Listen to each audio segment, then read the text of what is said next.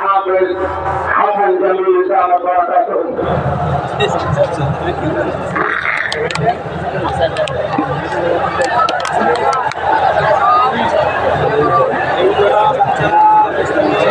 السلام عليكم ورحمة الله وبركاته.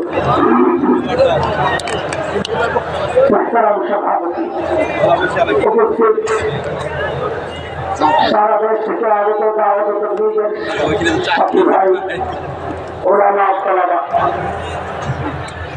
দুইটা ছোট্ট কথা, আমি ছোট্ট মানুষ, বড়রা যে কথা আমাদেরকে শিখিয়ে দিবেন সারা দেশে আমরা সেই কথা প্রচার করবো, এটা আমাদের কাজ।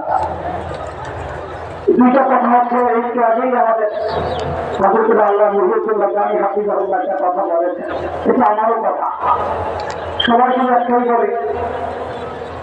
আজকে চাকরিরা যারা, তারাও প্রশাসনের কাছে গিয়ে বলেছে তারা বৈষম্যের শিকার। আমি তো বলি বৈষম্যের শিকার আমরা সারা দেশের তাবলীগের সাথী কর্মী সব মিলিয়ে আমাদের পার্সেন্ট হিসাব করা হয়, ওরা 60% না, 100 ভাগের 5 ভাগ। সেই হিসেবে আমি মনে করি ইজতেমার মাঠের বন্টন ওই রকমই হওয়া দরকার ছিল, যারা ইজতেমার মাঠে যাবে 20 বছর পরে একটা কাকরাইয়া যাবে 20 সপ্তাহ পরে একবার।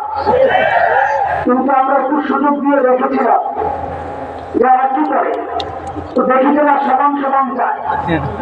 এটা এদেশের ভ্রষ্ট কিছু মানুষের একটা কথা, সমান অধিকার। ইসলাম কখনো সমান অধিকারকে সাপোর্ট করে না, ইসলাম সাপোর্ট করেছে ন্যায্য অধিকারে। আজকে সেই ন্যায্য অধিকারটাই আমরা পাই। ইজতেমার মাঠ আমাদের, কাকরাই আমাদের, দাওয়াত তাবলীগ আমাদের এই জায়গায় কাউকে ঢুকতে দেওয়া হবে না ইনশাআল্লাহ। নবীর দ্বীনের ওয়ারিস যারা সারা জীবন আমরা দেখেছি ইসলামের ইতিহাসে, তারাই বাতিলের টার্গেট হয়েছে, কারণ তারাই হচ্ছে দ্বীনের বাহক। বাহনকে যদি আটকায় দেওয়া যায়, আমরা দেখেছি বিগত ফ্যাসিস্ট সরকার তাদের প্রতিপক্ষের জনসভাগুলো বাঞ্চাল করার জন্য, উৎসব করার জন্য জেলায় জেলায় যে বাহন আটকিয়ে দিয়েছিল, আজকে তারাও দ্বীনের বাহন আটকাতে চায়। ওদেরকে একটা কথা ইশারা দিতে চাই, সেরকম হিন্দু রোহানি সন্তানরা এই সমস্ত হুমকি ধমকিতে ভয় পায় না। তাদেরকে হুমকি দিও না। সক্ষম হয়ে যাও, রক্ত থেকে পাবে না।